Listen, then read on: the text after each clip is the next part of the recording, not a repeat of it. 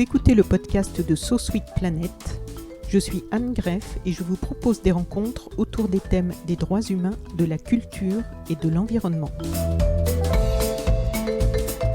Aujourd'hui, sur So Sweet Planet, j'accueille Martin Boudot. Vous êtes journaliste et réalisateur de documentaires. Vous avez rejoint en 2009 l'agence de presse Première Ligne et vous y avez réalisé depuis des documentaires pour France Télévisions, Netflix, Canal+, Arte. Vous avez couvert des événements un peu partout sur la planète et reçu plusieurs prix pour la qualité de vos reportages. Vous êtes aussi l'auteur de Toxic Bayer. Bayer, l'un des leaders de l'industrie pharmaceutique, qui est aussi le plus grand vendeur de pesticides au monde et qui a racheté Monsanto en 2018.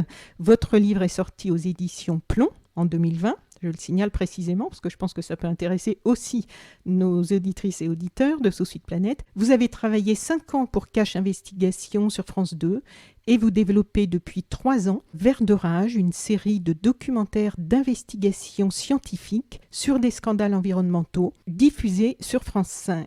Vous venez de terminer 3 nouveaux épisodes qui vont être diffusés dimanche 19 septembre à 20h55 sur France 5 et sur le site de France Télévisions, France.tv.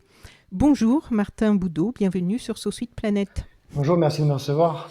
Alors, je vais lire tout de suite le petit texte de présentation de cette nouvelle série. Martin Boudot, journaliste d'investigation, part sur les traces des pollutions de notre monde. Contamination des fleuves, de l'air et des sols, radioactivité, rejets toxiques, etc. Pendant 1 an, il enquête avec le soutien d'une équipe de scientifiques indépendants dans le monde, mais aussi localement, pour réaliser des tests et documenter les pollutions. Les résultats de ces études scientifiques inédites sont ensuite mis à disposition des citoyens victimes de ces contaminations qui s'en emparent pour mobiliser la société et faire bouger les lignes. Le journaliste confronte aussi les responsables industriels et politiques mis en cause dans ces scandales environnementaux. Chaque enquête internationale se déroule également en France, car les pollutions n'ont pas de frontières. Ces numéros inédits ont fait l'actualité déjà dans les médias français et étrangers et racontent l'impact de ces investigations. Donc ces 3 nouveaux épisodes, ce sont Engrais maudits, Du charbon dans les poumons et L'uranium de la colère, qui est déjà sélectionné en ouverture du FIGRA, le Festival international du grand reportage d'actualité. La première saison de Vert de rage a été sélectionnée par 16 prestigieux festivals internationaux et Green Warriors, la version internationale de Vert de rage, est diffusée sur les chaînes d'une 15aine de pays et cumule pour certains numéros plus de 10 millions de vues en ligne. Alors avant d'en parler plus en détail de cette nouvelle série, est-ce que vous pouvez nous raconter comment est né le concept de Vert de rage? Est-ce que c'était votre idée? Comment ça a vu le jour? Alors oui, c'est mon idée et c'est né d'une façon assez simple lorsque je travaillais à Cache Investigation, qui est vraiment une très bonne école quand on veut faire du journalisme d'enquête. Je me suis rendu compte assez vite, dès le premier numéro en fait, puisque j'ai pu participer vraiment au lancement de Cache Investigation en travaillant sur le premier et le deuxième numéro. Voilà, les 2 numéros qui ont été lancés en même temps, les 2 premiers, je me suis rendu compte à quel point le fait scientifique pouvait être un élément d'investigation très important. Je reviens dans le passé, on est en 2012, je m'intéresse au greenwashing, vous savez, la fausse écologie, hein, l'écologie de façade, très en vue actuellement et très utilisée par les entreprises et aussi par les gouvernements. À l'époque, on est en 2012, je m'intéresse notamment au groupe Areva, l'un des leaders de l'uranium et de l'énergie nucléaire dans le monde. Et je vais notamment au Gabon, dans une ancienne mine d'uranium qui s'appelle Mounana, pour m'intéresser à la pollution qui resterait, qu'il y aurait encore sur le site malgré le fait que la mine ait été fermée. Et très vite, pour faire le tri entre ce que me disent les militants et ce que me disent les dirigeants d'Areva, les prélèvements, l'analyse scientifique apparaît comme une sorte de 3e voie assez efficace pour pouvoir vraiment mettre tout le monde d'accord en disant voilà, il y a bien une pollution, non, elle est peut-être pas aussi importante que ce que disent les militants, mais elle est certainement plus importante que ce que dit l'industriel. Et donc, je vais commencer à faire des relevés avec le compteur Geiger, je vais faire des prélèvements de boue, des prélèvements de végétaux, des prélèvements d'eau, et je me rends compte, c'est comme un déclic, voilà, on peut produire de l'information scientifique on peut arriver à cela et ça peut vraiment être débattu comme un fait et non comme une opinion. Oui, c'est vraiment du factuel, quoi. En fait, je me disais, c'est quand même bon signe, parce qu'il y a eu des documentaires, comme je pense à ceux de Marie-Monique Robin, ou qui ont fait bouger les lignes, y compris à l'international, notamment aussi avec Le Monde selon Monsanto et d'autres. Mais c'est quand même bon signe, je me disais, puisqu'on tape beaucoup sur nos médias, mais qu'une chaîne nationale accepte de produire, de diffuser des documentaires qui remettent en question quand même des grands intérêts aussi. Absolument, et il faut rendre hommage à France Télévisions. Vert d'Orage, je ne pourrais pas le faire sur une chaîne privée. C'est impossible. Je mets en cause trop d'annonceurs potentiels.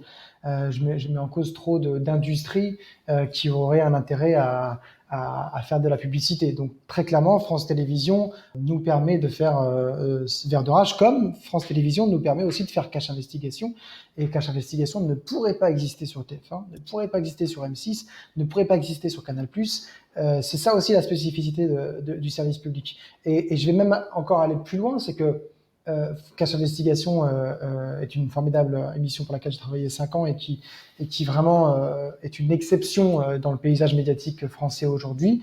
Moi, ce que j'ai essayé de développer avec Vert d'Orage, c'est de mettre une partie assez importante du budget de notre documentaire dans une investigation scientifique, parce que les analyses, ça coûte cher. Chaque prélèvement, je ne vais pas vous donner évidemment tout varie, mais parfois j'ai des prélèvements qui valent 250 euros par prélèvement et j'en fais une trentaine. Donc, vous imaginez que le prix monte très vite et là-dessus, France Télévisions a accepté de nous suivre et de plus en plus des scientifiques aussi acceptent de nous suivre en disant, eh ben, on est capable de faire travailler la science avec le journalisme.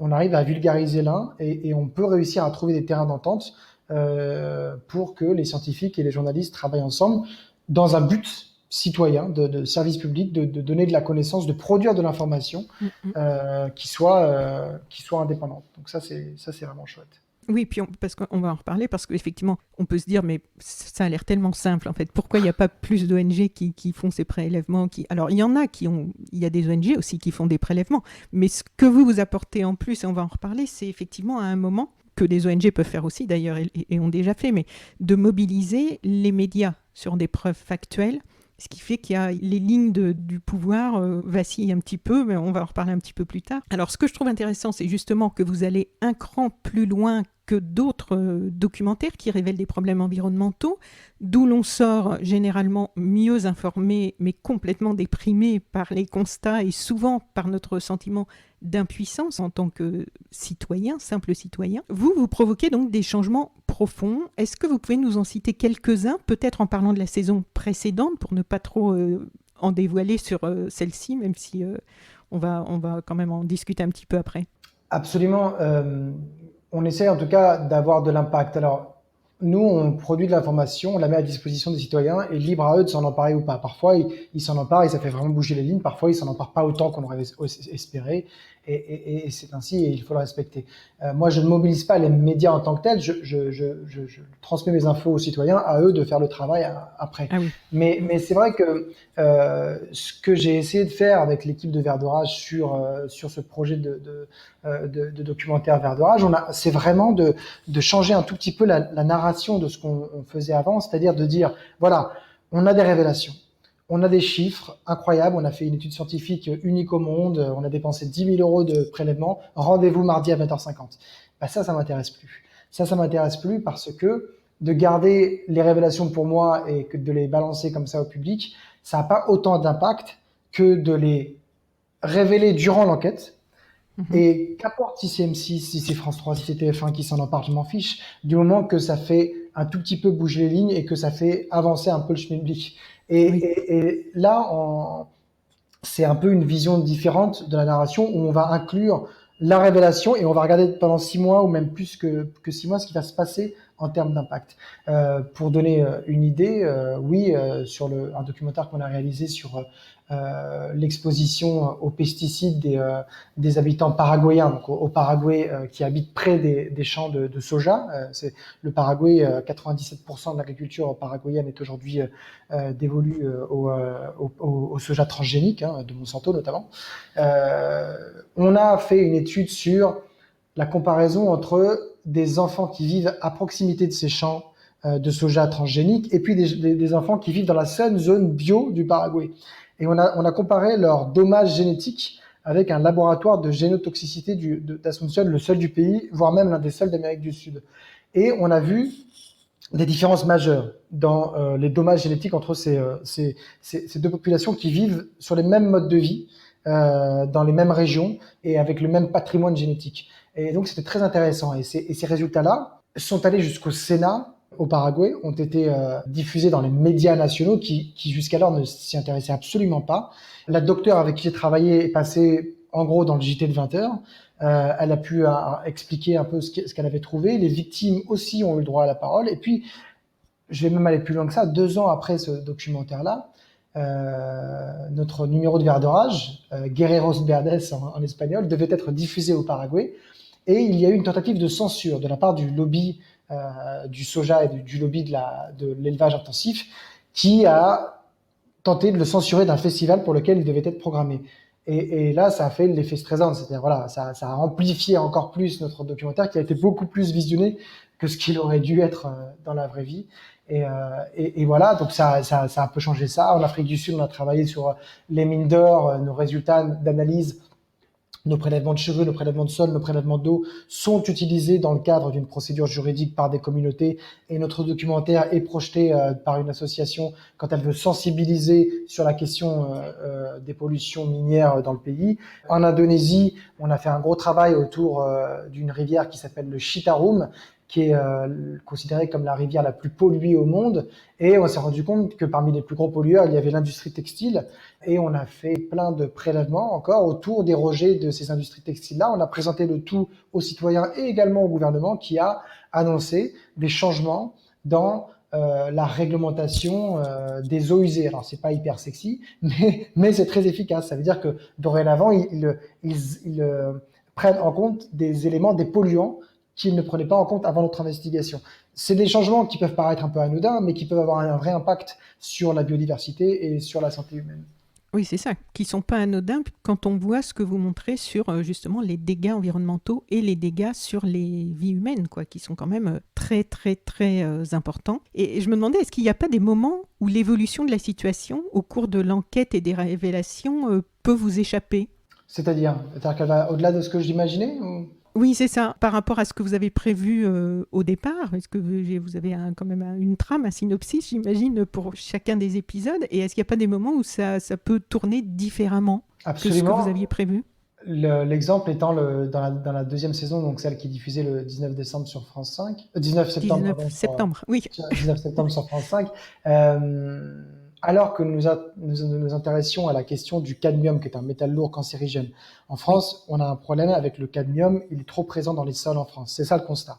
On essaie de comprendre pourquoi. Et nous, on a essayé de remonter la chaîne de responsabilité. Alors que nous enquêtions, alors que cela faisait 6 mois que nous enquêtions et que nous avions trouvé la cause très probable, eh bien l'ANSES, la plus haute autorité de sécurité sanitaire et des aliments en France, a sorti un rapport expliquant que, avec les mêmes conclusions que ce que nous avions, évidemment avec une approche différente, beaucoup plus scientifique, avec beaucoup plus de moyens aussi, vous imaginez, allant totalement dans notre sens. Donc dans votre sens. Oh, absolument. Et donc ça a complètement conforté notre investigation et ça nous a permis de moins prêcher dans le désert entre guillemets. Mais voilà, ça c'est quelque chose qu'on n'avait pas prévu. Moi, j'étais absolument pas au courant que l'ANSES avait ça dans les cartons. Et je trouve ça formidable que ça faisait quand même 2-3 ans qu'il l'avait lancé le truc. Hein, donc on a quand même une chance incroyable d'arriver à ce moment-là.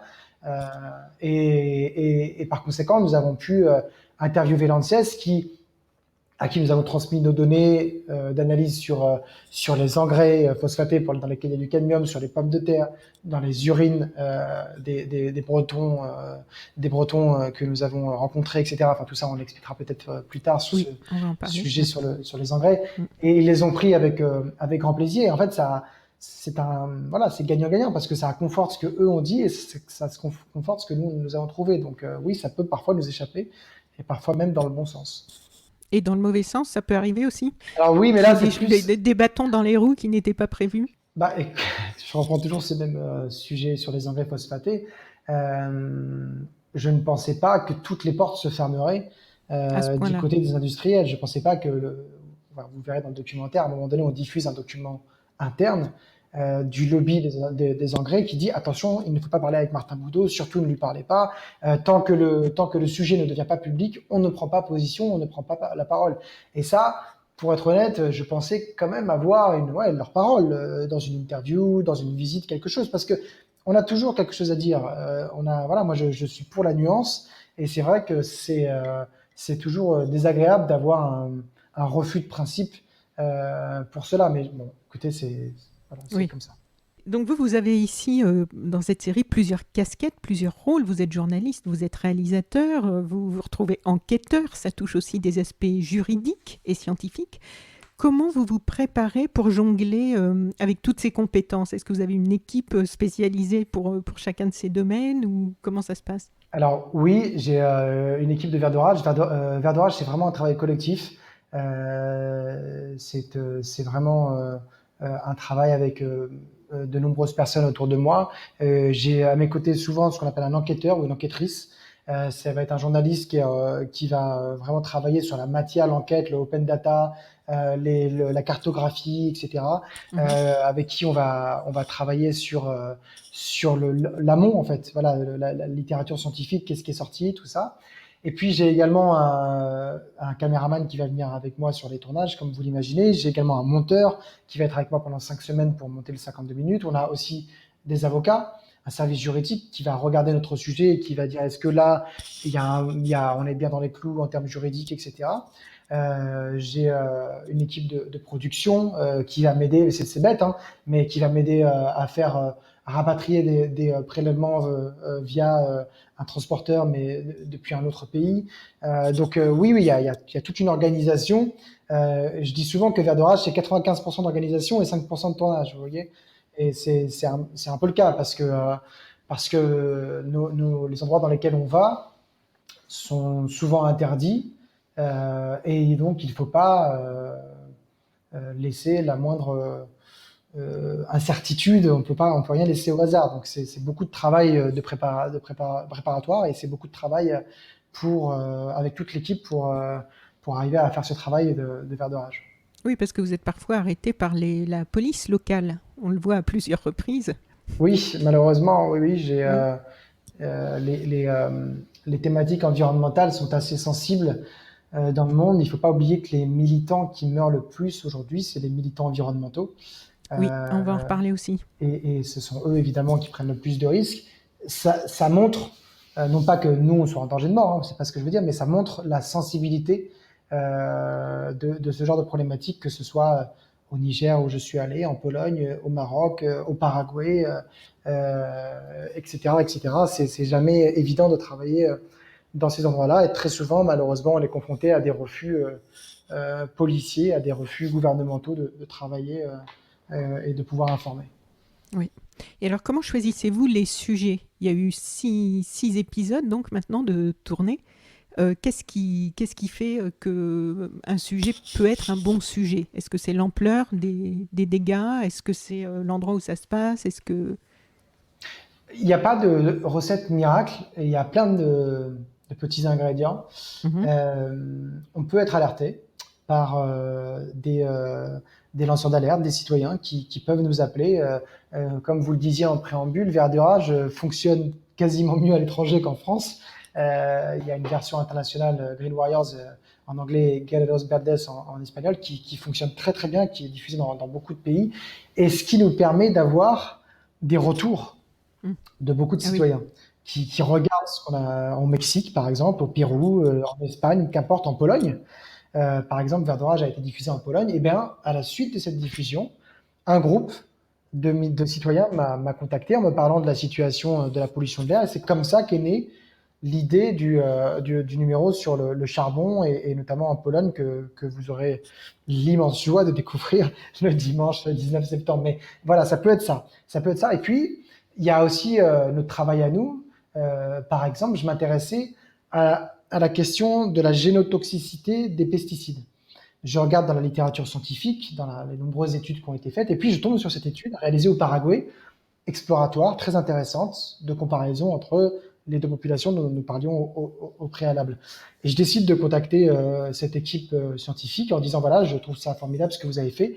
Leur population témoin était un peu faible, et je leur propose qu'on élargisse, qu'on mette en place un partenariat pour élargir un peu cette population, pour avoir davantage de données.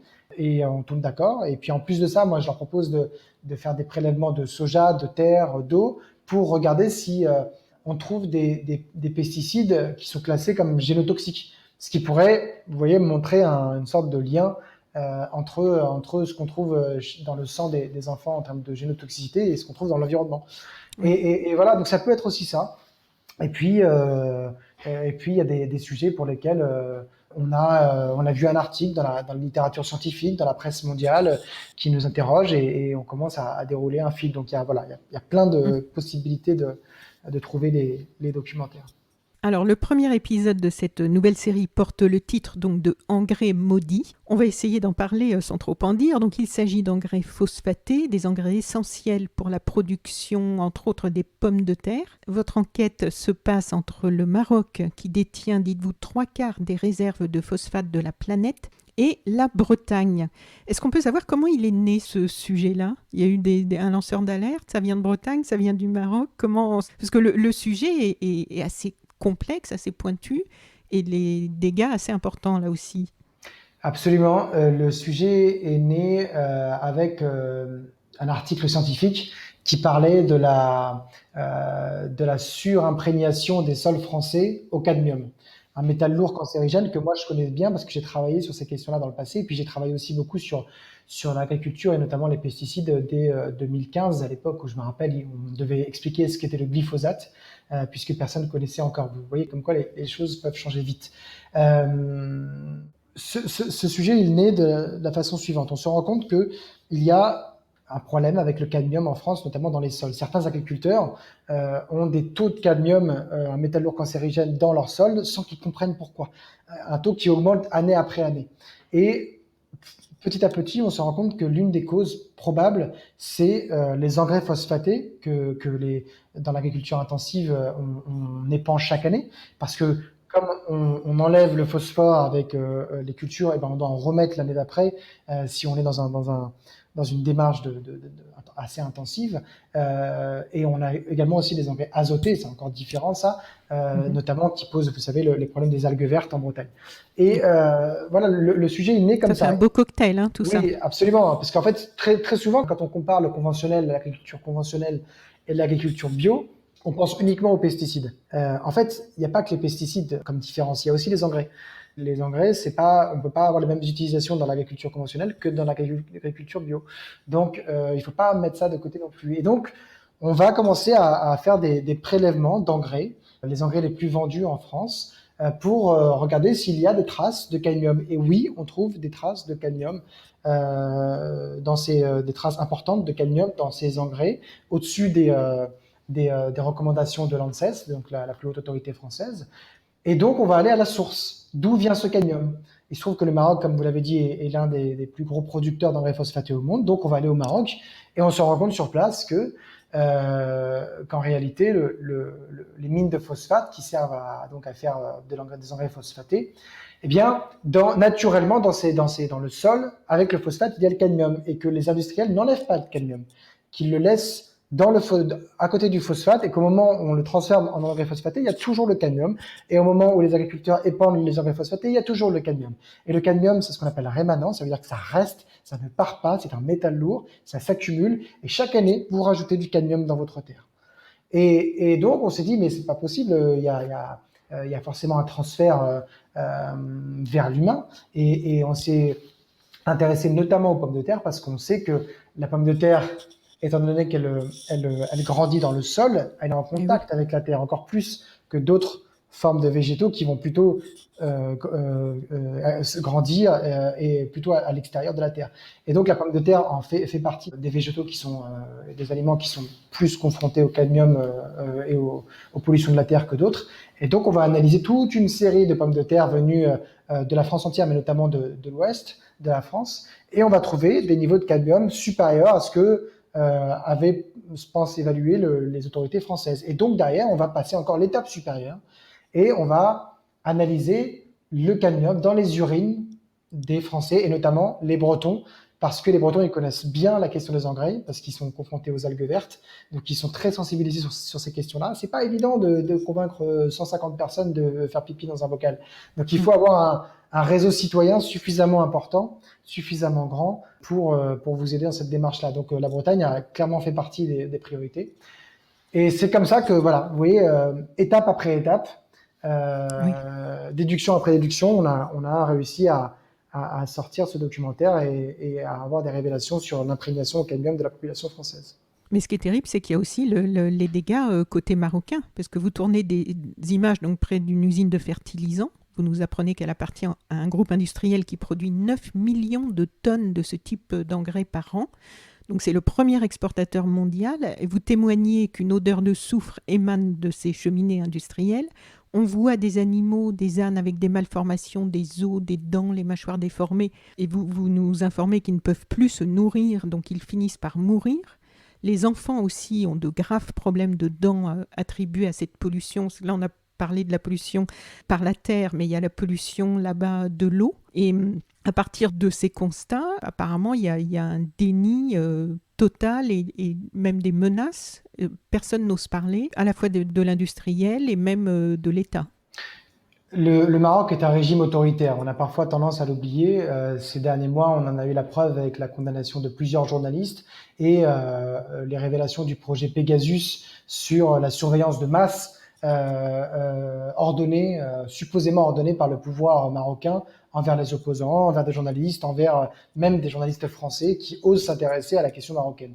Le sujet du phosphate est très sensible parce que c'est une industrie nationale. C'est un peu comme nous avec le nucléaire ou le vin. Vous voyez, c'est quelque chose.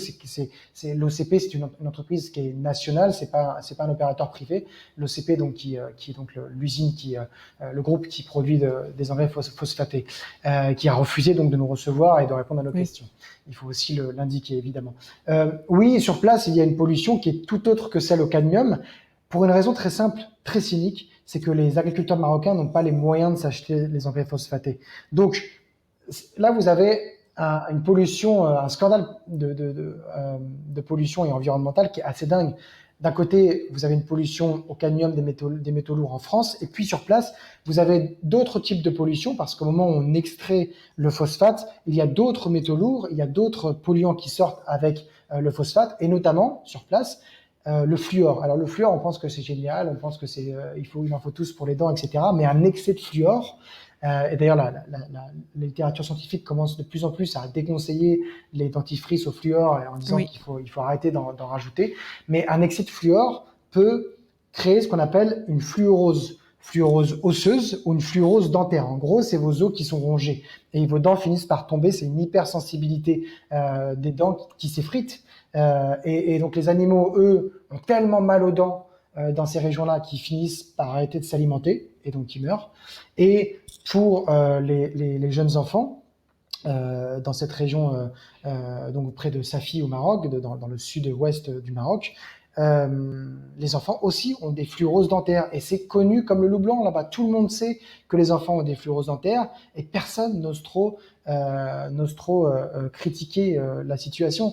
Il y a une séquence qui est assez incroyable, sans tout dévoiler, mais à un moment donné, je vais interroger un dentiste qui me reçoit avec la plus grande décontraction au monde, qui dit bah oui, ici tous les enfants ont de la fluorose parce qu'on sait que l'eau elle est remplie de fluor, elle est trop chargée en fluor, on sait que c'est à cause de l'industrie du phosphate.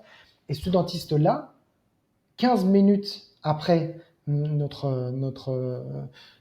interview, va recevoir un coup de téléphone pour lui dire de ne surtout pas me répondre et il va recevoir des pressions du syndicat des médecins et du syndicat des dentistes au Maroc qui est complètement inféodé à l'industriel qui fait du phosphate.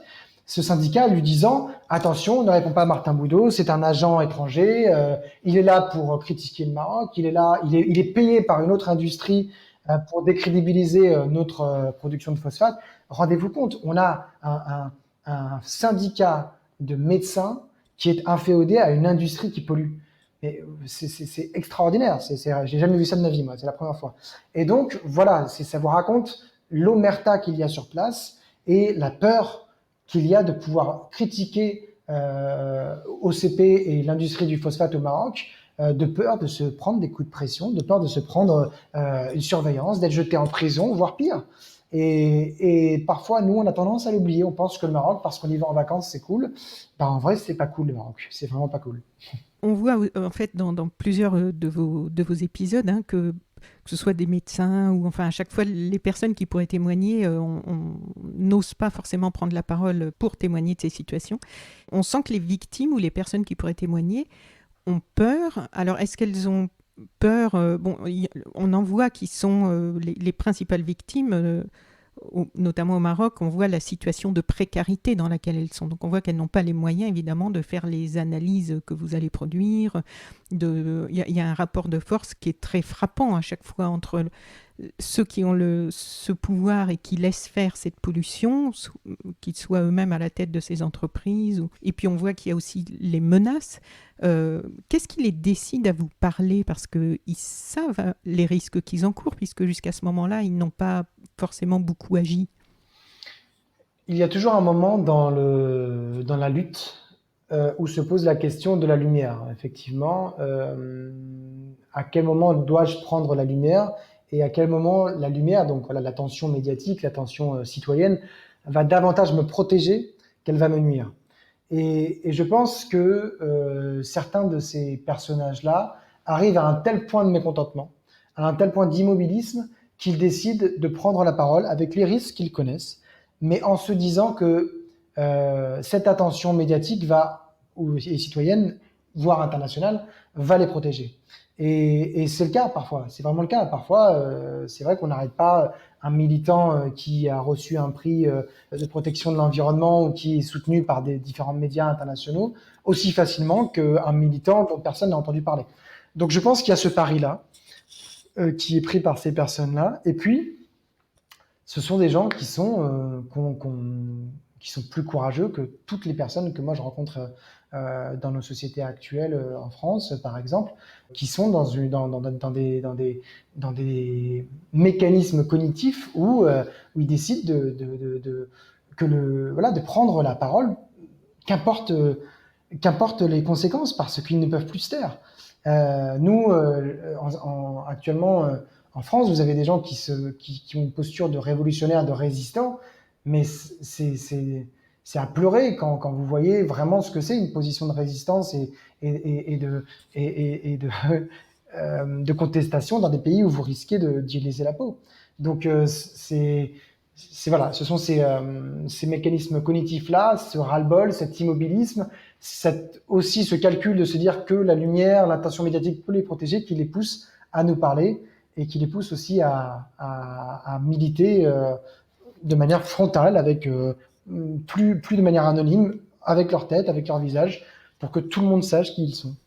Alors en Bretagne, il y a un grand-père, vous l'appelez comme ça, qui témoigne et qui se bat pour alerter sur les dégâts environnementaux. On le voit tracter sur les marchés, hein, distribuer ses petits flyers et Ouais. il essaie d'informer la population. Lui, il a reçu plusieurs fois des menaces. Plusieurs personnes qui se battent pour l'environnement en Bretagne, notamment sur le sujet des algues vertes, ont reçu des menaces très sérieuses. Certaines d'ailleurs ont été mises à exécution ces dernières années, y compris des menaces de mort. Bien sûr. On voit les chiffres, hein, vous en avez parlé tout à l'heure, des défenseurs de l'environnement assassinés dans le monde chaque année, notamment en Amérique latine. On pointe toujours ça parce que c'est loin. Et en fait, c'est quand même étonnant d'entendre ça en France, non? Absolument, il y a une vraie Que de telles menaces... crispation. Bien sûr, il y a une vraie crispation sur les sujets environnementaux en France. On le sent en Bretagne avec l'agriculture industrielle, on le sent dans d'autres pays, dans d'autres endroits en France avec les chasseurs. On le sent encore dans d'autres endroits sur la question des occupations de terrain, sur les luttes antinucléaires, etc. Oui, il y a une crispation réelle sur les questions environnementales qui, qui amène à des confrontations encore plus violentes qu'auparavant et des menaces, comme vous dites, qui sont plus du tout voilées, qui sont plus des menaces numériques sur Twitter, etc., mais qui sont dans la vraie vie. C'est pas anodin de défendre aujourd'hui l'environnement. C'est pas anodin aujourd'hui de s'en prendre au lobby du coin. On pense souvent aux grands lobbies européens à Bruxelles, etc. C'est souvent beaucoup plus simple que ça. C'est souvent beaucoup plus dangereux que ça.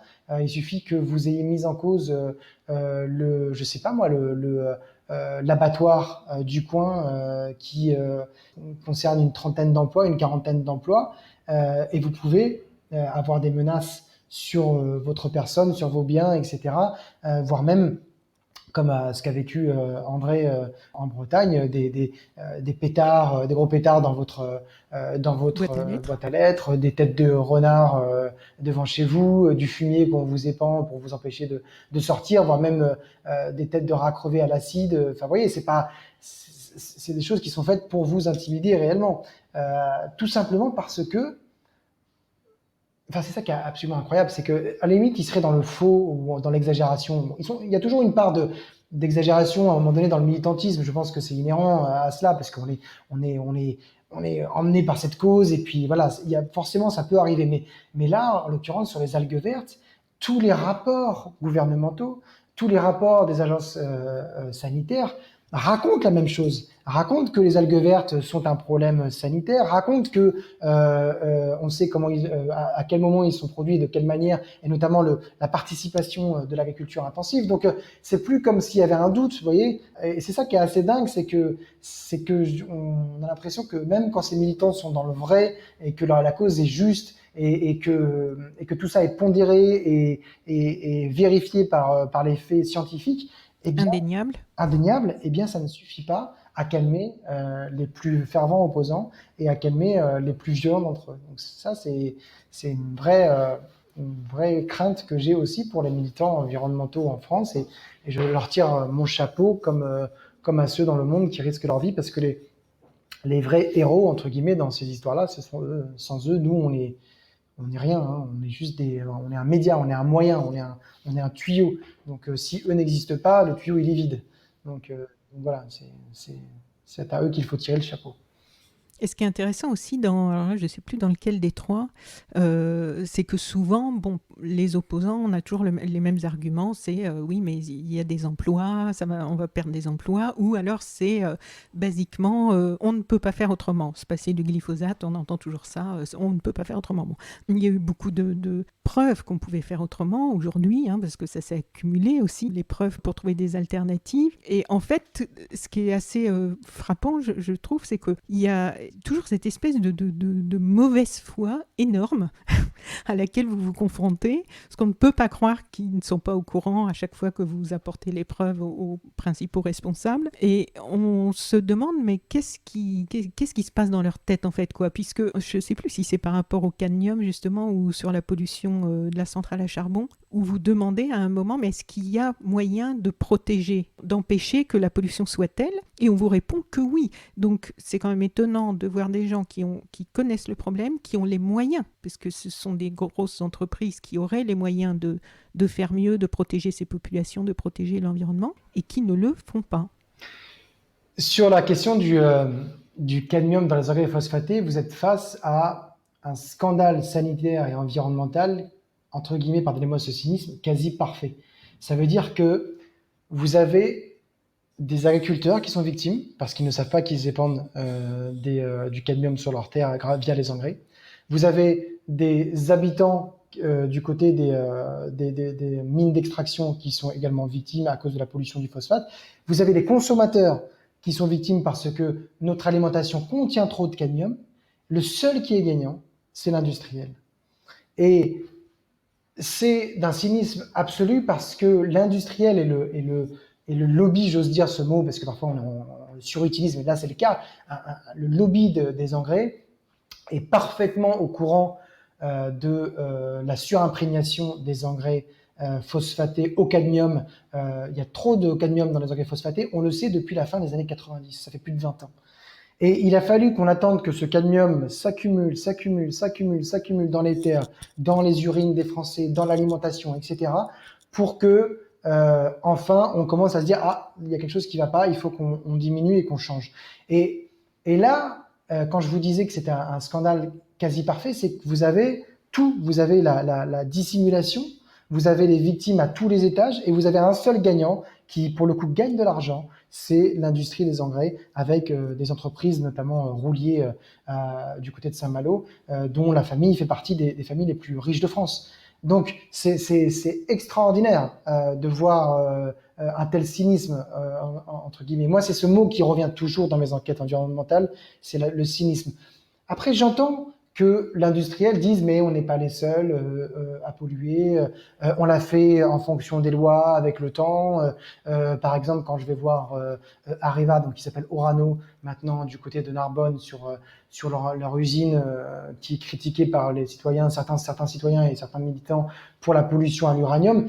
Eh bien, Orano dit bon bah nous on pollue, mais on ne pollue pas plus que ce à quoi on est autorisé à faire. C'est-à-dire voilà, on a le droit de déverser X milliers de litres d'uranium par an, et on le fait Donc voilà, ils vous mettent tout ça en perspective. J'entends ça, et c'est toujours intéressant d'avoir ce qu'on appelle le contradictoire, parce qu'on n'est Oui, pas c'est militant. indispensable. Bien sûr, Oui. notre travail, la source du journaliste, c'est ça, c'est la vérification et le contradictoire.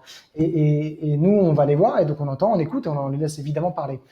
Mais il y a, oui, chez certains industriels, chez certains lobbies, chez certains responsables politiques aussi, ce cynisme assez profond de se dire finalement c'est pas si grave, finalement est-ce qu'il y a vraiment des victimes? En fait, c'est tellement compliqué de relier des victimes à des substances en particulier qu'on peut tous se cacher derrière notre petit doigt. Vous savez à quel point c'est difficile aujourd'hui pour des agriculteurs de se faire reconnaître en maladie professionnelle suite à l'utilisation d'un pesticide. Alors imaginez pour Oui. nous, consommateurs, pour nous, riverains, pour nous, citoyens, si demain on veut faire un procès à quelque entreprise que ce soit. Donc c'est vrai que on est dans des multipollutions qui font que il y a souvent un cynisme de dire c'est pas moi, ou en tout cas c'est pas autant que ce que vous imaginez, et donc voilà, on se cache derrière une réglementation, on se cache derrière un facteur de cocktail en disant que c'est pas que nous, et donc vous avez l'industriel qui s'en sort à chaque fois. Oui, et on a maintenant des cocktails dans les corps humains, dans nos rivières, dans nos fleuves, dans nos terres, des sols qui deviennent stériles, la chute de la biodiversité, et tout ça en se rejetant toujours la responsabilité les uns les autres pour ne pas agir. Et c'est là où bon, on voit bien qu'il y a urgence quoi maintenant. Et alors pour le second épisode, donc du charbon dans les poumons, vous nous emmenez en Pologne, près de la centrale à charbon de Belchatów, donc la plus polluante d'Europe, dites-vous, qui émet autant de CO2 que 6 millions de voitures chaque année. Et là, donc, quel est le problème? Eh bien, la centrale à charbon de Belchatów, comme vous l'avez dit, on l'appelle le monstre sur place. C'est une centrale à charbon qui alimente une grande partie de la Pologne. On ne se rend pas compte en France que le charbon est encore massivement utilisé Oui, en Europe. En Pologne, en en Allemagne. Allemagne, dans certains pays d'Europe de l'Est, comme la République tchèque, etc. Et donc, vous avez une pollution au charbon qui évidemment traverse les frontières. Vous imaginez que ça ne s'arrête pas, le nuage de la pollution du charbon ne s'arrête pas à la frontière française. Et donc On nous, n'y croit plus à Français, ça. voilà, nous, Français comme d'autres, subissons, en fonction des vents, etc., une surpollution. Alors, c'est une surpollution dont on se passe très bien. Ça ne veut pas dire que c'est la majeure partie de notre pollution. La majeure partie de notre pollution, elle est bien de chez nous, elle est bien française, elle vient de la combustion industrielle, elle vient également de nos voitures, elle vient aussi, il faut le dire, en hiver de nos feux de cheminée, dans les villes notamment. Et il y a aussi ces épisodes de charbon qui nous arrivent d'Europe. Et ça, c'est très intéressant parce que c'est le principe même de Verdorage. Moi, je m'intéresse aux problèmes environnementaux dans leur globalité avec l'équipe de Verdorage. C'est ce qu'on essaie de faire. On part d'un principe, on est dans une économie mondialisée, et donc on partage la pollution. Économie mondialisée, pollution partagée. C'est évident que quand vous avez votre téléphone, ça a eu un lien avec la façon dont ça a été produit, les minerais qui ont été utilisés, etc. Et bien c'est pareil avec le charbon. Ça traverse les frontières, et ce qui est produit comme énergie dans un pays peut avoir de l'effet sur nous. Ce qui est produit comme engrais dans un pays comme le Maroc a un impact sur nous. Ce qui est produit comme uranium au Niger a un impact sur notre transformation de l'uranium en France. Donc c'est vraiment ces fils-là mondiaux qui nous intéressent, et la Pologne et la pollution au charbon en fait partie. La Pologne, dans certaines villes de Pologne, vous avez des taux de pollution qui sont plus élevés que les taux de pollution en Chine. Alors pour nous, la Chine, c'est l'Armageddon. On dit souvent l'Armageddon en parlant des villes chinoises. En réalité, à 2 heures de Paris, il y a la même chose. Et vous avez des populations sur place qui n'en peuvent plus. Moi, j'ai vu des images, mais qui sont incroyables. Où vous avez des espèces de nuages jaunes dans la ville, notamment la ville de Rybnik, là où je suis allé. Mais vous avez l'impression d'une attaque au gaz moutarde. Enfin, j'ai pas connu ça, mais les images que j'ai vues, c'est incroyable. Vous avez une odeur mais pestilentielle tout d'un coup, et ces nuages jaunes dans la rue, et vous vous demandez comment ces gens peuvent encore continuer à vivre de cette façon-là. Et en fait, on s'habitue malheureusement à tout, y compris au pire. Et c'est ce que vivent les Polonais. Et j'ai trouvé un article d'Alternative économique de janvier 2020 qui mentionnait que l'Europe comptait toujours près de 600 centrales à charbon en activité, avec la Pologne et l'Allemagne en tête, je crois. Est-ce que vous savez s'il y a beaucoup de cas aussi graves que celui sur lequel vous avez enquêté? Ces centrales, elles sont plus ou moins polluantes, ça dépend de quoi? Est-ce qu'elles sont toutes aussi polluantes que celles-ci? Non, les centrales sont toutes polluantes. Elles ont tout un degré d'avancement en termes de filtres, etc., qui fait qu'elles ne polluent pas toutes de la même manière. Les centrales polluent énormément. Ce qui pollue aussi beaucoup, ce sont les utilisations de ce charbon par les particuliers. Pour se chauffer, la Pologne est un pays qui maintenant a un certain niveau de vie, mais qui a longtemps été très pauvre, et qui du coup, les Polonais ont beaucoup et utilisent encore historiquement le charbon, qui est une fierté nationale. Hein. C'est vraiment une fierté nationale, notamment pour l'indépendance énergétique vis-à-vis de la Russie. Vous savez que la Pologne et la Russie, ils ont une sorte de petits différends historiques. Donc là, le charbon faisait partie aussi de cette indépendance, de cette souveraineté. Et c'est pour ça qu'il est encore difficile de sortir des vieilles habitudes de la combustion du charbon chez les gens et également dans l'industrie. Non, elles ne polluent pas toutes autant, ces mines à charbon, ces usines à charbon, ces centrales à charbon. Il y en a qui polluent beaucoup également dans différents pays comme le Monténégro, enfin en Europe de l'Est de manière générale. Vous avez des usines qui malheureusement, c'est des centrales qui sont vraiment dans un sale état. Et en Allemagne, vous avez également des centrales à charbon qui sont immenses et qui polluent l'atmosphère. Et c'est un vrai grand débat outre-Rhin sur la question de... On a arrêté le nucléaire, et d'une certaine manière, non pas qu'on les remplacé, parce qu'ils ont quand même vraiment augmenté les énergies renouvelables, mais une partie a été remplacée par une augmentation de la combustion de charbon. Et c'est des questions auxquelles moi, j'ai pas de réponse. J'ai pas envie de dire c'est la peste ou le choléra, mais c'est vrai que ça mérite débat. Ça mérite un vrai débat. Mais il n'y a pas une planification en Allemagne par rapport au fait de sortir, bien sûr. Voilà, c'est ça, par rapport à passer en énergie alternative en attendant de sortir, c'est ça. En attendant de sortir, les émissions de charbon sont quand même immenses en Allemagne, vraiment immenses. Et beaucoup plus que ce qu'on peut imaginer. Et sur certaines années, c'est même au-dessus de la Pologne. Donc c'est vrai que, en attendant de sortir, oui, moi, je n'ai pas la réponse à tout ça, mais en tout cas, c'est des vrais débats écologistes, entre écologistes. Que faut-il faire ? Voilà, moi je n'ai pas la réponse. Oui, en tout cas, la question est posée. J'observe les différentes façons, et c'est vrai que ça interroge. Donc là, sur cette pollution-là, vous avez fait aussi des prélèvements pour avoir les données scientifiques et évaluer les risques pour la santé et l'environnement. Jusqu'où avez-vous fait remonter ces résultats pour qu'on ait une petite idée de jusqu'où va l'enquête et jusqu'où ça peut faire bouger les lignes ? Sans parler des résultats que les spectatrices verront en regardant le documentaire. On a mis en place 2 collaborations scientifiques très ambitieuses. Une première avec le CNRS, que vous connaissez bien en France, sur les analyses d'air. Essayer de regarder exactement ce qu'il y avait dans l'air autour de ces centrales et autour des villes polonaises les plus polluées. Et puis également, on a mis en place avec l'université publique de Belgique, l'université UHaselt en Flandre,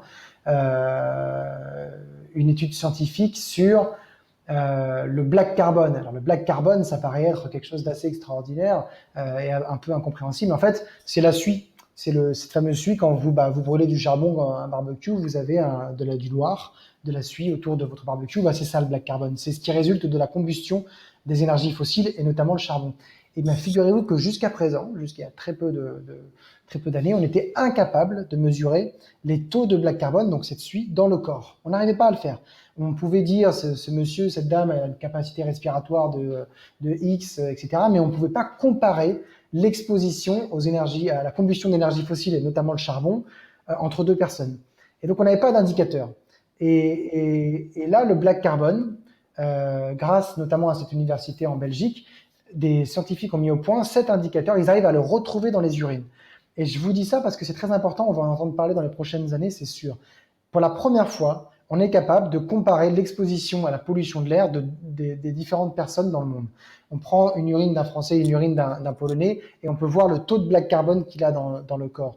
Et avant, on n'y arrivait pas. Et donc ça aide énormément. Et ce qu'on a mis en place, c'est de créer une étude scientifique avec cette université en choisissant de manière très précise avec un questionnaire des enfants polonais, moyenne d'âge 7 ans, et donc 28 enfants polonais qui vivent autour de ces centrales, et 28 enfants strasbourgeois, pareil, même moyenne d'âge, avec les mêmes délimitations, c'est-à-dire qu'en gros, on veut pas de parents qui fument, etc. On essaie d'expliquer, voilà, on essaie vraiment d'avoir la même population, et on a comparé leur taux de black carbone à tous ces enfants-là pour voir qui étaient les plus pollués. Évidemment, vous vous en doutez, c'est les Polonais, je ne vais pas vous donner le chiffre, mais en tout cas, au moment où on a révélé ces résultats, ça a été repris par 43 médias européens, notamment en Pologne. Ça a fait la une des journaux en Pologne, si bien qu'on a été reçu par le ministre de l'Environnement en Pologne.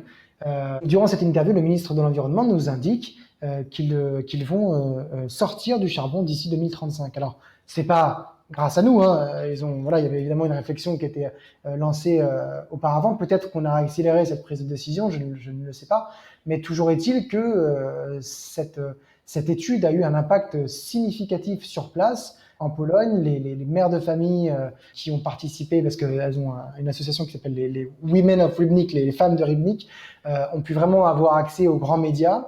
Et par ailleurs, notre étude a même allé jusqu'au Parlement européen, puisque le scientifique en charge des résultats a été auditionné par le Parlement pour parler de ses trouvailles. Et également en France, quand les Strasbourgeois ont sorti les résultats qui montrent que quand même les enfants strasbourgeois sont bien exposés au black carbone avec la pollution de nos villes françaises. Ça a quand même fait la une de plusieurs médias, notamment régionaux là-bas. Donc c'est parfait. Vous voyez, vous avez un travail scientifique mené avec des journalistes au service de citoyens qui fait un peu bouger les lignes. Donc c'est formidable. Moi, je suis très heureux de faire ça. Je me sens un peu utile, donc c'est chouette. Alors, le troisième épisode, donc, c'est l'uranium de la colère, un sujet sensible là aussi. Pourquoi il n'est pas diffusé sur France 5, justement, celui-ci, mais seulement sur le site de France.tv? Il va être diffusé sur France 5. En fait, on ne peut diffuser que 2 numéros, ce qu'on appelle en linéaire, donc à la télévision. D'accord, deux d'affilée, quoi. Voilà, pour pas rendre l'antenne trop tard à Karim Rissouli, pour tout vous dire, parce que sinon Karim Rissouli, il est pas content, et je le comprends parce qu'il prend l'antenne très très tard. Donc là, on ne peut diffuser que 2,52 minutes à la suite. Les 3 sont bien disponibles sur France.tv. L'uranium de la colère va être projeté en avant-première au Festival international du grand reportage d'actualité au FIGRA, donc le 29 septembre, et ensuite il va être diffusé sur France 5 à la télévision. Voilà, c'est juste, entre guillemets, c'est partie remise, quoi. Voilà, c'est juste une question de programmation, mais il n'y a aucune volonté ni de censure, ni de moins l'exposer. Au contraire, puisque lui, il va avoir droit à être en ligne, puis au FIGRA, puis d'avoir sa propre diffusion en linéaire. D'accord. Et là, personne ne vous met de bâton dans les roues par rapport à ce sujet sensible qui est souvent... Vous voulez dire là en ce moment ou au moment de l'enquête? D'ici la diffusion? Non, pas pour l'instant. Pas pour l'instant. Si c'est le cas, je vous le ferai savoir. Non, mais je sais très bien que c'est... Pour tout vous dire, je sais très bien... Non, mais c'est bien, c'est plutôt rassurant. Oui, mais voilà comment ça va se passer. Il va y avoir la diffusion. Et au moment de la diffusion, vous allez avoir tout un groupe qui va se créer, notamment sur Twitter, de pros nucléaires qui vont, alimentés par certaines industries, ressortir les mêmes éléments de langage, et vous allez avoir ce qu'on appelle en anglais, pardonnez-moi du terme, un shitstorm, c'est-à-dire un torrent de boue sur ces questions-là. Je sais très bien quels journalistes vont reprendre les éléments de langage de l'industrie, et je pourrais quasiment vous écrire le scénario à l'avance. C'est un sujet tellement sensible sur l'uranium que c'est évident que ça va être celui qui va le faire le plus parler, parce que sur les engrais, honnêtement, même ceux qui sont anti-journalistes environnementaux, etc., vont pas pouvoir dire que c'est de l'agribashing. Vous voyez, sur les engrais, c'est pas de l'agribashing parce qu'on met pas en cause les agriculteurs. Ils en savent absolument rien. Donc là, ça va être difficile de nous attaquer. En revanche, sur l'uranium, il y a tellement de postures idéologiques qu'effectivement, vous allez vous retrouver je vais me retrouver au centre de critique, c'est sûr, mais je vous tiendrai informé des suites.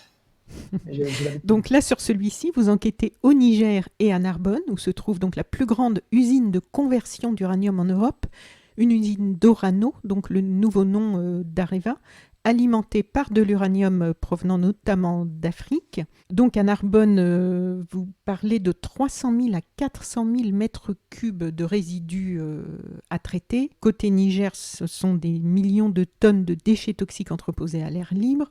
À Narbonne, à chaque fois, on reste un peu sans voix. Le responsable du site qui quand même vous répond, quand on le voit, on se dit mais est-ce que c'est sincère, c'est de la langue de bois quand il vous dit je serai très clair, il le répète plusieurs fois, aucun impact environnemental autour du site. Or, on voit bien qu'il y a un impact environnemental, c'est ce que d'autres scientifiques vous disent. Absolument, c'est vrai que c'est surprenant cette ligne de conduite de la part de Orano. J'ai jamais très bien compris. Alors déjà, il faut leur rendre hommage, ils m'ont ouvert leurs portes. Voilà, j'ai été étonné quand même de ça, oui. Une posture de transparence qu'il faut leur reconnaître. Et donc, je les remercie pour ça. Et je suis content qu'ils l'aient fait parce qu'ils ont toujours quelque chose à dire. En fait, je pense que ce qu'ils veulent plutôt dire, c'est qu'il n'y a pas d'impact sanitaire, mais en réalité, c'est souvent comme ça chez l'industriel, plutôt que d'être dans la nuance, ils nient tout en bloc. Et c'est impossible aujourd'hui, je vous le dis d'un point de vue journalistique et non militant, c'est impossible de dire que ce site n'a pas d'impact environnemental. C'est impossible. C'est pas moi qui le dis. Mais oui, c'est étonnant d'entendre encore ça, quoi. On se demande comment, même au niveau de la responsable communication, comment ils ne font pas évoluer un peu leur ligne de réponse depuis le temps maintenant qu'il y a des reportages qui montrent tout ça. Ça c'est voilà, c'est la question à leur poser effectivement. Je vous invite à les contacter pour une interview. Mais c'est vrai que ce serait quand même pas. Il y a quand même parfois beaucoup de fantasmes autour de l'industrie du nucléaire, hein, à juste titre, et puis parfois, mais en fait, ils se tirent parfois tout seuls des balles dans le pied en n'ayant pas plus de nuances, en ne reconnaissant pas que parfois il y a eu des mauvaises gestions, mais tout en rassurant sur l'impact sanitaire. Enfin, ce serait un discours qu'on pourrait entendre, vous voyez. Mais de tout nier en bloc comme ça, je trouve ça. J'ai trouvé comme vous que c'était surprenant. Mais c'est leur point de vue, c'est le contradictoire, il faut l'écouter et il l'argumente et c'est à lui de le défendre et c'est pour ça que je suis content qu'il l'ait fait et j'invite encore une fois les industriels à nous ouvrir leurs portes parce qu'ils ont toujours quelque chose à dire et leur point de vue est aussi important que celui des militants à mes yeux. Mais lui, il défend, si je me souviens bien, qu'en fait, ils sont dans les normes au niveau des rejets toxiques, c'est ça ? Absolument, oui. Alors, il dit qu'il est dans les normes en termes de rejets toxiques. Là, ce qu'il ne dit pas, c'est qu'il y a eu des accidents par le passé qui ont montré la présence de certains éléments radioactifs dans ces résidus-là qui n'auraient pas dû être là. Ce qu'il ne dit pas non plus, c'est qu'avec le temps, il y a eu une exposition et un impact un peu plus au-delà du site qu'au-delà du site industriel. Et voilà, donc c'est évidemment des nuances qui sont importantes à prendre en compte. Mais comme vous le dites, c'est sa défense et je la respecte et il faut l'entendre et c'est pour ça qu'on l'a mise dans le documentaire. Mais on se demande du coup si les normes ne devraient pas être revues, parce que si eux, en étant dans les normes par rapport à ce qu'ils rejettent, ça crée les dégâts que vous montrez, on se demande ces normes, est-ce qu'elles sont bien au point pour nous protéger, pour protéger notre environnement ? On peut effectivement s'interroger sur ces normes-là et on peut, oui, tout à fait, poser la question notamment de l'accumulation, puisque l'uranium étant également un élément qui est rémanent, c'est-à-dire que voilà, il va rester avec le temps, il va s'accumuler, il est difficilement lavable. C'est vrai que ce ne sont pas des industries qui sont anodines. Donc oui, on peut se poser la question de la légitimité et de la bonne conduite de ces normes aujourd'hui. Oui. Au Niger, donc là vous allez voir les populations locales. On vous voit notamment avec un groupe de personnes qui habitent près du site et vous demandez, enfin je ne sais plus si c'est vous, quelqu'un qui est avec vous, qui demande à ces personnes qui est malade ici. Ils lèvent tous la main, donc ils sont tous malades. Là aussi vous faites des analyses d'eau et les résultats sont assez... J'ai même pas de mots, quoi, Mm. affligeant, on va dire. Et ces personnes-là, personne n'est jamais venu les voir avant vous? En fait, on s'en fiche ou c'est quoi le... Si, il y avait eu un documentaire réalisé il y a une bonne dizaine d'années, je pense maintenant, sur le Niger. En fait, il y a plusieurs difficultés sur le Niger. C'est que vous êtes dans un pays qui est en proie aux attaques terroristes assez récurrentes. Donc, en termes d'accès, c'est très compliqué. Par exemple, là, aujourd'hui, à l'heure où je vous parle, je sais qu'il y en a des journalistes qui ont tenté d'y aller pour un autre sujet, ils ne peuvent plus y aller. C'est dans cette région-là, là, on n'a plus le droit d'y aller, même avec une garde comme celle que j'ai Oui, dans le documentaire, où effectivement j'ai été obligé d'être accompagné par une dizaine de soldats pour aller dans cette zone-là. Parce que vous avez en gros d'un côté Al-Qaïda et de l'autre côté l'État islamique. Donc voilà, c'est pas en termes de casting, c'est pas génial. Et donc, oui, vous avez déjà une difficulté d'accès, puis vous avez une difficulté pratique de prélèvement. Il n'y a aucun laboratoire au Niger pour faire ce genre d'analyse.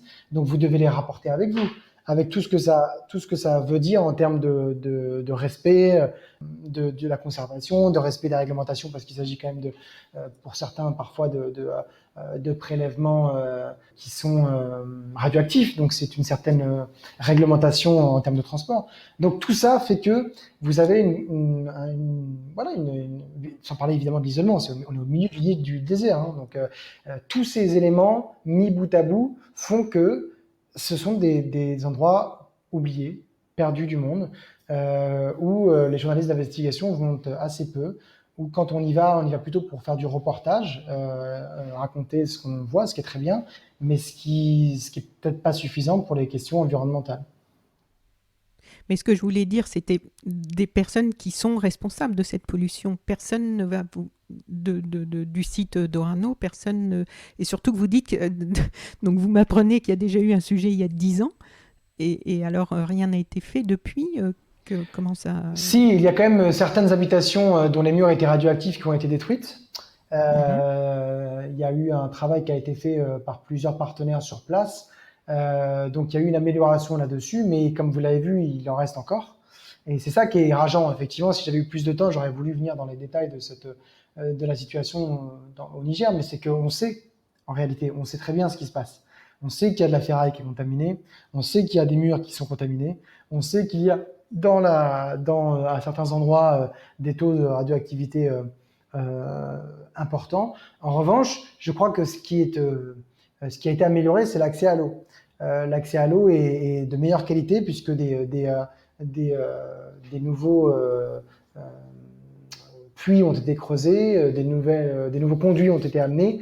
Et donc ça, c'est au moins une progression qui a été faite. Donc il faut le dire, il faut le prendre en compte. Mais Oui. c'est vrai que là, il y a quand même une très très mauvaise nouvelle, c'est que cette mine Areva, qui s'appelle aujourd'hui Orano, est en train de la fermer. Et pour avoir notamment vu ce que ça donnait en termes de fermeture au Gabon, les anciennes mines d'uranium, je ne suis pas très confiant quant à l'avenir, mais peut-être que je me trompe. Sur le fait qu'il y a un certain abandon, vous voulez dire qu'il n'y Potentiellement. aurait pas Potentiellement, forcément... j'ai vu à quoi étaient confrontées les populations du côté de Mounana au Gabon, et j'espère que ce ne sera pas la même chose au Niger, à Arlit. Et en fait, je me demandais un peu naïvement, mais j'aime bien quand même poser la question, parce que vous en avez fait beaucoup maintenant des documentaires de ce type, même avant Vert de Rage. Et je me demande toujours par rapport à toutes ces victimes, par rapport à ces gens qui ne veulent pas faire de la protestation pour faire de la protestation, ils veulent juste que l'on respecte leur vie, leur santé. Donc on voit à chaque fois les impacts sur l'eau, sur les terres, sur les aliments, sur l'air, sur leur propre vie, sur celle de leurs enfants. D'où vient, à votre avis, une telle indifférence, un tel mépris? Pourquoi il y a autant d'endroits dans le monde, finalement, où on retrouve ces mêmes situations? Je crois que c'est quelque chose d'assez naturel, c'est que ça ne nous concerne pas directement. En tout cas, on a l'impression que ça ne nous concerne pas directement. Et tout le travail de Verdorage, c'est aussi de montrer que ça nous concerne. c'est de raconter comment une pollution au bout du monde est en lien avec nos outils de consommation, avec notre façon de vivre, avec notre société dans son ensemble. Et c'est pour ça qu'on a essayé vraiment de rattacher des pollutions du monde entier à ce qui se passe en France, et qu'on continue de le faire. Oui. Je crois que cette indifférence, elle naît d'un éloignement, d'un sentiment un peu de... Oui, finalement, c'est tellement loin, c'est pas très grave, quoi. S'ils ont qu'à se débrouiller Mais les avec leur histoire. responsables des entreprises ou les responsables politiques que vous allez rencontrer, c'est de leur indifférence dont je voulais parler.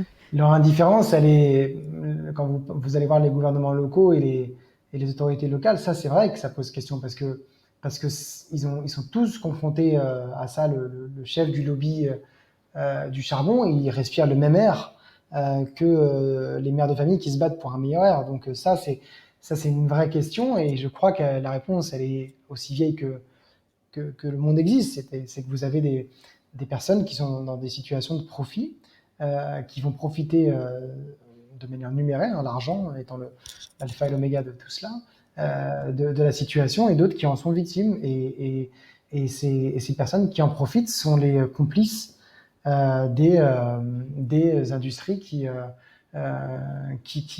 commercialisent à l'autre bout du monde ces produits-là. Et c'est vrai que ça, c'est rageant. Je crois que ce qui avance un peu plus dans notre monde occidental, c'est cette question de la responsabilité de nos entreprises ou de nos actions.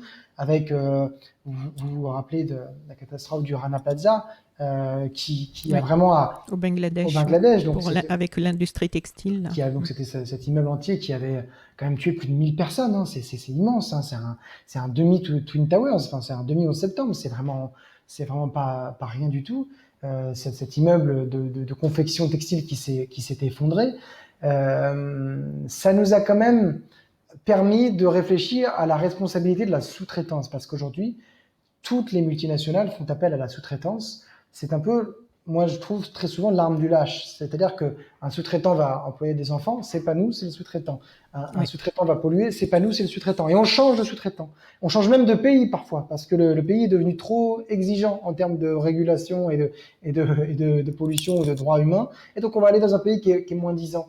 Et ces lois qui sont en train de passer, notamment la loi qui a été très portée par une organisation qui s'appelle Éthique contre l'étiquette, sur la responsabilité des entreprises, même vis-à-vis de leurs sous-traitants. Ça, je trouve que c'est quelque chose qui va vraiment dans le bon sens et qui peut concrètement changer les choses. Aujourd'hui, une entreprise multinationale française a un devoir de vigilance, ça s'appelle le devoir de vigilance, de regarder ce que font ses filiales ou ses sous-traitants dans le monde. Elle ne peut pas simplement fermer les yeux. Et elle est même obligée, cette multinationale, à publier un rapport de devoir de vigilance et de regarder ce qui fonctionne et ce qui ne fonctionne pas dans le monde. Donc, je ne dis pas que c'est parfait, mais il y a quand même des étapes qui portent à espérer, tout simplement. Oui.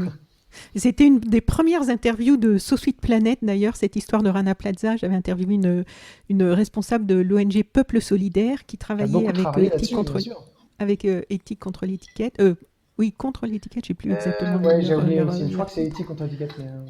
Et j'en profite pour rappeler, parce que quelquefois il est de bon ton aussi de faire du bashing sur les ONG, mais c'est quand même souvent grâce à des ONG que suite à ces catastrophes, il y a un travail de suivi de fond derrière, parce qu'il faut quelquefois des années pour réussir à faire bouger les lois et à ce que les droits humains, l'environnement, à ce qu'il y ait une meilleure protection du vivant. Donc c'est important, tout ce travail, comme celui que vous faites. Donc Martin Boudot, félicitations et un grand merci.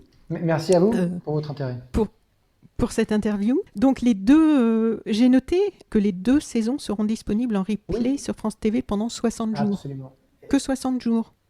Ça reste pas après. Je pensais que ça restait. Moi, j'aimerais que ce soit plus longtemps que ça. En fait, on a des accords avec des accords cadres dans l'audiovisuel qui font qu'on ne peut pas laisser plus longtemps mais en fait, on va les retrouver assez vite, je pense, sur. Moi, je vais me battre pour qu'elles soient diffusées plus longtemps. C'est des histoires d'hébergement, de contrats. Enfin, moi, c'est des trucs qui me dépassent. Je pense que quand on travaille dans le service public, nos sujets devraient être disponibles à vie. Voilà, on a un train de retard là-dessus. Nous aussi, il faut qu'on travaille et qu'on insiste.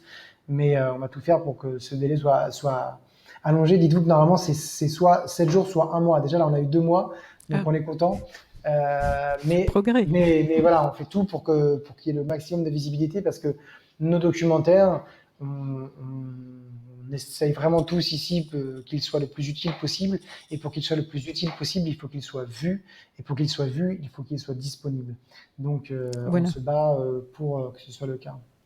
D'autant plus que moi, les podcasts sont écoutés bien évidemment au moment de la mise en ligne de chaque nouveau podcast. C'est le gros des écoutes, mais après, il y a des écoutes pendant des mois, des années, puisque là, j'en suis à 2 ans et demi. Il y a des podcasts que j'ai mis au tout début qui sont encore très écoutés. Donc, les gens, j'espère, pourront encore dans 1 an, 2 ans, aller rechercher sur le net et retrouver et voir ces documentaires qui vont être diffusés donc dimanche 19 septembre à 20h55 sur France 5 pour les 2 premiers. Le 3e, il sera accessible, l'Uranium, il sera accessible tout de suite sur France.tv ou après sa diffusion? Il sera accessible dès le 19 sur France.tv et il sera ensuite diffusé courant du mois d'octobre. J'ai pas encore la date sur France 5. Ouais. D'accord. Merci beaucoup, Martin. Très bonne continuation. Il y a déjà une 3e saison en perspective ou... C'est bien parti pour. Ouais. C'est pas officiel, mais on y réfléchit assez sérieusement. Merci beaucoup. Très bonne continuation. Et je vous souhaite un maximum de vues sur France 5 et sur France.tv. Merci beaucoup. Merci. Chères auditrices, chers auditeurs, si vous avez apprécié ce podcast de So Sweet Planet, n'oubliez pas de lui mettre un avis favorable sur votre application de podcast. Pour plus d'informations sur les droits humains, l'environnement et la culture, vous pouvez suivre la page So Sweet Planet sur Facebook. Enfin, n'oubliez pas de vous abonner gratuitement, soit à la newsletter sur le site sosweetplanet.com, soit au podcast sur votre application de podcast pour être informé des prochains podcasts de So Sweet Planet mis en ligne. À bientôt.